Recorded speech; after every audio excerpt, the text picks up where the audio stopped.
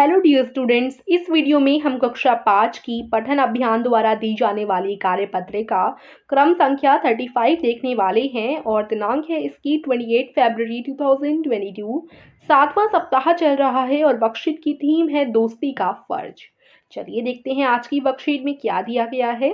नमस्ते प्यारे बच्चों, आशा करते हैं कि आप सभी स्वस्थ और खुश होंगे, अपने घर पे सेफ होंगे, सुरक्षित होंगे और पढ़ाई कर रहे होंगे। तो बच्चों, आप सब स्कूल आकर बहुत खुश होंगे क्योंकि आपके स्कूल खुल चुके हैं। स्कूल आने का एक बहुत बड़ा कारण होता है दोस्त। दोस्त और पढ़ाई तो है ही, पढ़ाई तो मेन ही कारण है, लेकिन सेकंड नंबर का आप कारण कह सकते हो दोस्त, क्योंकि दोस्त होते हैं स्कूलों में हमारे हमारे दोस्त हमारे लिए एक बहुत बड़ा तोहफा है। हमें सच्चे मन से दोस्ती निभानी चाहिए। आइए हम दो दोस्तों की कहानी पढ़ते हैं। ठीक है, दोस्ती में भी हमें ईमानदार होना चाहिए, हमें मदद करनी चाहिए, ठीक है, और हमेशा एक दूसरे का साथ देना चाहिए। तो आज हम दो बेस्ट फ्रेंड्स की कहानी पढ़ने वाले हैं। चलिए देखते हैं। चुलबुल बंदर और जंबो हाथी बहुत अच्छे दोस्त हैं। वे सब कुछ साथ साथ करते हैं, जैसे गपशप करना, खाना खाना, घूमना आदि। जैसे आप अपने दोस्तों के साथ मस्ती करते हो और साथ में ही पढ़ाई भी करते होगे, तो ऐसे ही दो दोस्त हैं, चुलबुल बंदर और जंबो हाथी, जो सारा काम एक साथ करते हैं क्योंकि वो बहुत अच्छे दोस्त हैं।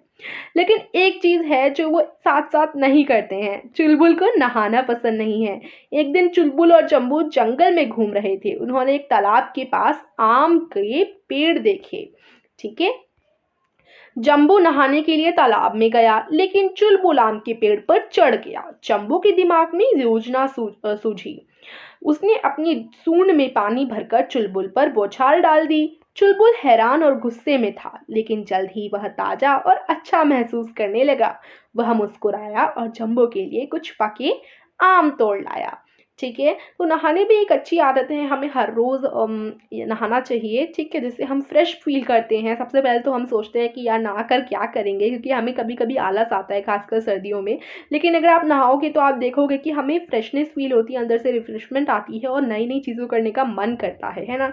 तो जैसे इस कहानी में देखा कि जैसे ही उसके ऊपर पानी गया, शुरू में तो उसे ठंडे लगी और बहुत गुस्सा आया, लेकिन बाद में उसने अपने आप में ही एक अंदर सा जोश आ गया उसके अंदर। उसे लगा कि मैं बहुत रिफ्रेश फील कर रहा हूँ। तो ऐसा अगर आप नहाते हैं तो बाद में आप फ्रेश फील करते हैं और ताज़ा महसूस करते हैं।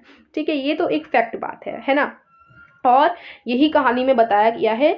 अब प्रश्न एक है, प्रतिदिन नहाना एक अच्छी आदत है। कोरोना महामारी की वजह से हम बहुत समय तक घर पर ही थे। इस दौरान हमने कुछ नई आदतें अपना ली हैं। इनमें से कौन सी आदत है जिसे आप सुधारना चाहते हैं और कैसे? अपनी कॉपी में लिखिए। पहली आदत जो लॉकडाउन में सबको पड़ी है वो है आलस। देखिए, सबका आलस बढ़ गया है, क्योंकि पहले आप स्कूल जाते थे सुबह जल्दी उठते थे, है ना। लेकिन अब देखिए, अब सारे लोग ऑलमोस्ट देर से उठने लगे हैं। बट अभी दोबारा से स्कूल खुल गए हैं, तो अभी आपको क्या आदत अपनानी है? जल्दी उठने की। या फिर अगर हम देखें तो ये फैक्ट बात है कि हम 1-2 घंटा या कुछ लेट तो उठने लगे हैं, है ना। सारे बच्चे थोड़ा लेट हो गए हैं, थोड़ा आलस आ गया है लॉकडाउन की वजह से।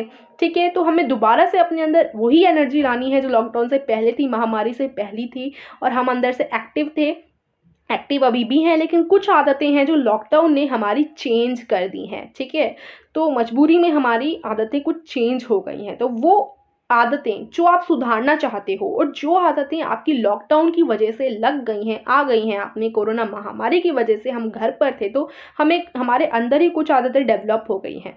तो वो आदतें जो भी आप सुधारना चाहते हो, जो भी आपको बैड हैबिट्स लग रही हैं ना अपने अंदर, वो आपको लिखनी है। और आप उसे कैसे सुधारोगे ये भी आपको वहाँ पर मेंशन करना है आंसर में। तो जल्दी से हम लोग सबसे पहले तो आंसर नंबर 1 ही दिखाते हैं। ये देखिए, उत्तर आप क्या लिख सकते हो? मैं अपनी देर से जागने की आदत को सुधारना चाहूंगी। आप चाहूंगा लिख सकते हो अगर आप बॉय हो तो। जिसके लिए मैं अलार्म लगाकर सोऊंगी या सोऊंगा। ठीक है, तो ये एक ही आदत मैंने यहाँ पर लिखी है। आप 2, 3, 4 जितनी भी आपकी आदतें हैं वो लिख सकते हैं, क्योंकि देखिए हर किसी की अलग अलग आदत है ना। हर किसी को अलग अलग आदत इस दौरान पड़ी है। तो मुझे लगता है कि ये काफ़ी बच्चों में आई होगी, तो ये मैंने लिखी है। आप कुछ भी और भी लिख सकते हो अगर आपको कोई और आदत लगती है कि आपके अंदर ये आदत आई है और आप उसको सुधारना चाहते हो, तो वो आपके ऊपर डिपेंड है। जो भी आप लिखना चाहो आप लिखेंगे यहाँ पर। अब यहाँ दूसरा प्रश्न है, कहानी में जंबू और चुलबुल की दोस्ती का एक किस्सा दिया गया है। उनके बारे में कल्पना कीजिए और उनकी दोस्ती की कोई और मज़ेदार घटना अपनी कक्षा में सुनाइए। तो देखिए, दोस्तों के बीच में घटना तो होती रहती हैं और बहुत मज़ेदार घटना होती रहती हैं, बहुत मस्ती के मोमेंट्स हम दोस्तों के साथ बिताते हैं। आपके भी कई दोस्त होंगे, आप उनके साथ स्कूल में मस्ती करते होंगे, है ना? साथ-साथ पढ़ाई करते होंगे और काफ़ी आपके बेस्ट फ्रेंड्स भी होंगे। तो ऐसे ही यहाँ 2 दोस्तों की कहानी थी, एक था उनमें मंकी जिसका नाम था चुलबुल बंदर, एक था एलिफेंट जिसका नाम था जंबू हाथी। तो अब इन दोनों के बीच कोई और घटना क्या हो सकती है, वो आप कल्पना करो।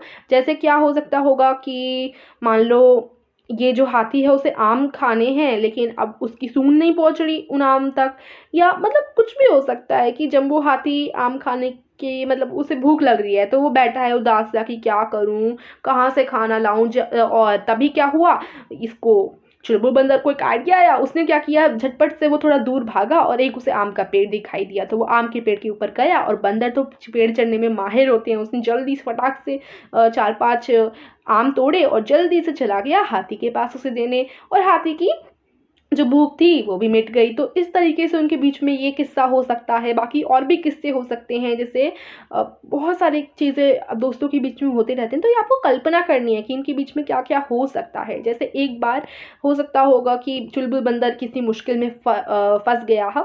उसके ऊपर एक पेड़ गिर गया, अचानक से पेड़ गिरने वाला है। तभी जो है जंबू हाथी भाग-भाग कर आया और जंबू हाथी ने क्या किया, उस पेड़ को रोक लिया और मंकी को सेव कर दिया, मंकी को बचा दिया। तो इस तरीके से आप कोई भी मज़ेदार घटना इनके बीच में हुई हो, तो कल्पना कीजिए और सोचिए कि क्या हुई होगी, ठीक है? अब आगे देखो, अपने दोस्त की एक तस्वीर बनाइए एवं चिपकाइए। अपने जीवन में उनकी महत्ता बताने के लिए एक प्यारा-सा संदेश भी लिखिए। तो देखो, आपके बेस्ट फ्रेंड होंगे, आपका जो सबसे प्रिय मित्र है ना, उसकी यहाँ आप फ़ोटो बनाओगे, ओके? यहाँ आप उसकी फ़ोटो बना लेना और यहाँ पर उसके लिए क्यूट सा प्यारा सा संदेश लिखना कि जो आप अपने दोस्त को देना चाहते हो, अपनी लाइफ में उसकी इम्पोर्टेंस बताने के लिए। तो जैसे मैंने क्या लिखा है देखो, ये हमारा क्वेश्चन है, अपने दोस्त की एक तस्वीर बनाओ, चिपकाओ, अपने जीवन में आपके जीवन में उनकी महत्ता बताने के लिए एक प्यारा-सा संदेश भी लिखो। तो ये देखो, मैंने संदेश क्या लिखा है, आप लिख सकते हो इस संदेश को, बट आपका दोस्त है और आप अगर खुद से लिखोगे तो आपको भी अच्छा लगेगा, तो आप खुद से लिखिएगा, ठीक है? तो आप लिख सकते हो, दोस्त तुम मेरे लिए सबसे ख़ास हो, तुम हमेशा मेरी मदद करते हो, चाहे कितनी भी बड़ी मुश्किल क्यों ना हो। मैं किसी भी मुश्किल में हूँ, तुम हमेशा मुझे सलाह देते हो। तुमने हमेशा मेरा साथ दिया है। हमने स्कूल में बहुत सारे मस्ती के पल भी बिताए हैं और एक साथ पढ़ाई भी करी है और करते आ रहे हैं। आज मैं तुम्हें धन्यवाद करना चाहती हूँ, मेरी हमेशा मदद करने के लिए, मेरा हमेशा साथ देने के लिए और हमेशा मुझे अच्छी सलाह देने के लिए। तो इस तरीके से आप कोई भी प्यारा सा संदेश अपने दोस्त के लिए लिखिएगा, ठीक है? और आपको क्या करना है, ये संदेश अपने बेस्ट फ्रेंड के लिए लिखना है। और आप क्या कर सकते हैं, अगर आप कुछ और लिखना चाहें, जैसे बॉय जो है चाहता लिखेंगे इधर और खुद से लिखेगा, ठीक है? प्यारा सा संदेश आप लिख सकते हो। चलिए, यही हमारी आज की वर्कशीट थी, यही हमारा लास्ट क्वेश्चन था एंड आई होप आपकी आज की वर्कशीट आपको समझ आई होगी। अगर इस वीडियो से आपको थोड़ी सी भी हेल्प मिली हो, चैनल को सब्सक्राइब कर दीजिएगा, वीडियो को लाइक कर दीजिएगा, शेयर भी कर सकते हो अपने दोस्तों के साथ। Meet you soon in the next video, till then take care, bye bye and thank you for watching.